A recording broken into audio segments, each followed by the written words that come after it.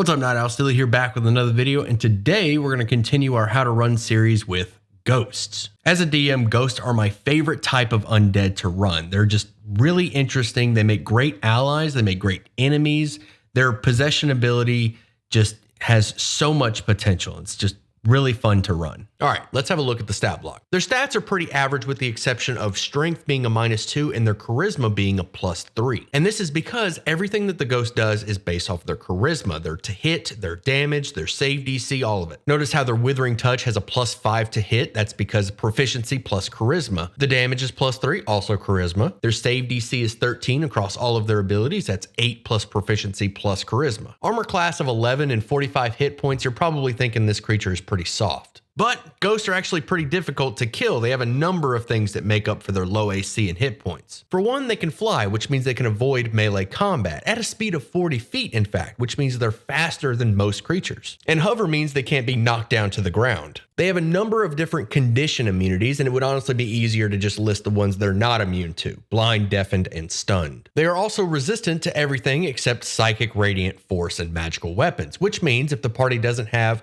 a magic bow or access to those damage types, the ghost health is effectively doubled. And it is immune to cold, necrotic, and poison. Incorporeal movement means the ghost will always have access to cover, unless of course it's standing in an open field. And if all that wasn't enough, even if it is standing in an open field, it can switch between the material plane and the ethereal plane as an action. Dark vision, 60 feet, not super noteworthy, but one thing I want to bring attention to is something that is not present on the stat block, and that's sunlight sensitivity. Ghosts are an incorporeal undead without sunlight sensitivity. That's a pretty big deal. This means ghosts can be anywhere at any time, and they have ethereal sight, so they can see into the material plane from the ethereal plane, so they're always watching. Offensively, the ghost has two abilities: Horrifying Visage, which attempts to frighten anything within 60 feet of it, and Withering Touch, which hits like a level 7 sneak attack. All right, now let's talk about Possession, my favorite monster ability, probably the best monster ability in the game.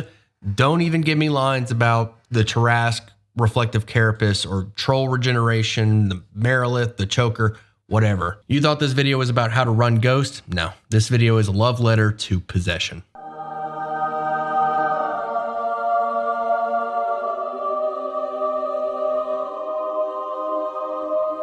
Some things to keep in mind about Possession that I recommend you change is that it can only hit humanoids and you don't get access to class features, proficiencies, or the knowledge that the possessed target has. Removing that humanoid restriction is simply to open up your options for things to possess. You can possess animals, monstrosities, all kinds of things. This is just to give you more options. Not gaining the knowledge of the possessed target is okay. You can leave that one as is. Also, not gaining the proficiencies is okay. And it kind of opens up for some fun roleplay aspect, like maybe the ghost possesses a gunslinger and then takes one look at a pistol and goes, what is this? The problem with this is that you have to account for what the ghost is actually proficient with. There's a lot of implications here that I'm not going to deep dive into. For example, if in their past life a ghost was a wizard and they knew and they learned a bunch of spells, do they get those spells as a ghost? Like when they possess someone, can they start casting spells again? If a ghost was a fighter in a past life and they had martial weapon proficiencies, do they get to use martial weapons when they possess someone?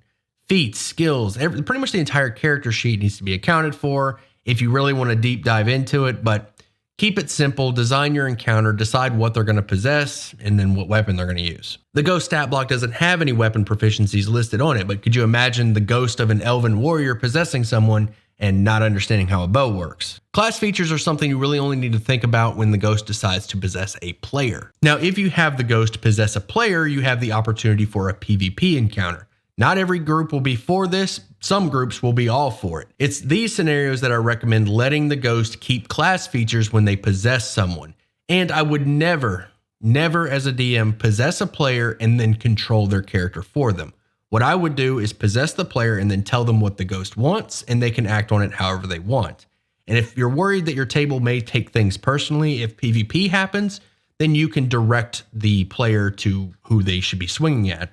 So for example, if you possess the barbarian, you can say, all right, This ghost wants you to kill the cleric. That's your target. I can't account for every single player in every single scenario, but there is fun and disaster to be had, so tread carefully. Okay, now that we've looked at the ghost stat block, let's talk about building a ghost encounter. There are 3 questions that you need to flesh out in order to make your ghost encounter interesting. The first question, who was this ghost in life? This step is all about building an interesting NPC. What race, what class, what faction, what did they do? The next question is, what is their unfinished business? If the first step was building an interesting NPC, then this step is killing that NPC. These 2 questions are important because the party is probably going to want to understand and resolve the unfinished business. And the last question is, who are they going to possess? If the ghost is an enemy, which party member or friendly NPC is going to be possessed? If the ghost is an ally, what NPCs are around for them to possess to give the party control of? What stat block are you about to hand over to your party? On to battlefield tactics. I'm just going to go ahead and say if the ghost is trying to get away from the party, they succeed. In action to get on the ethereal plane, they can move through solid objects, they can fly at 40,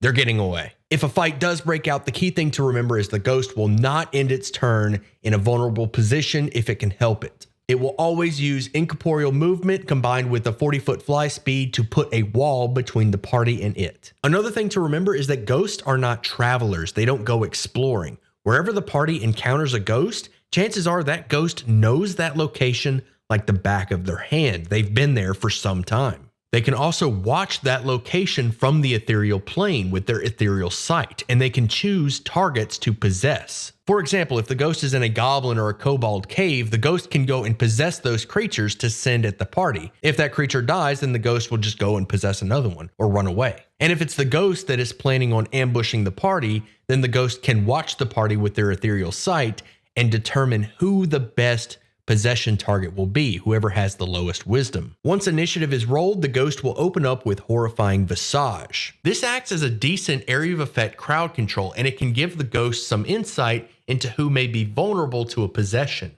Horrifying Visage will only be used once as an opener because once they pass the save, they're immune to it for 24 hours. Every turn after that, the ghost will be using Possession if it's available, otherwise Withering Touch. The ghost will move in, possess, or Withering Touch and then move out. It doesn't care about provoking attack of opportunities. It will willingly take that half damage. But if the ghost is hit by a magic weapon, psychic force, or radiant, or if they are turned by a cleric's turn undead, they're out of there and they're not coming back. The ghost may still watch the party from the safety of the ethereal plane and may get angry enough to go back and attack them. Or at this point, they could consider asking the party for help with their unfinished business, because a smite or a turn undead is not something a ghost ever wants to deal with.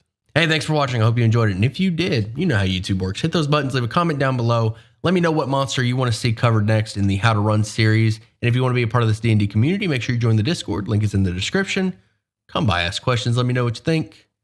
And as always, I'll see you at sundown.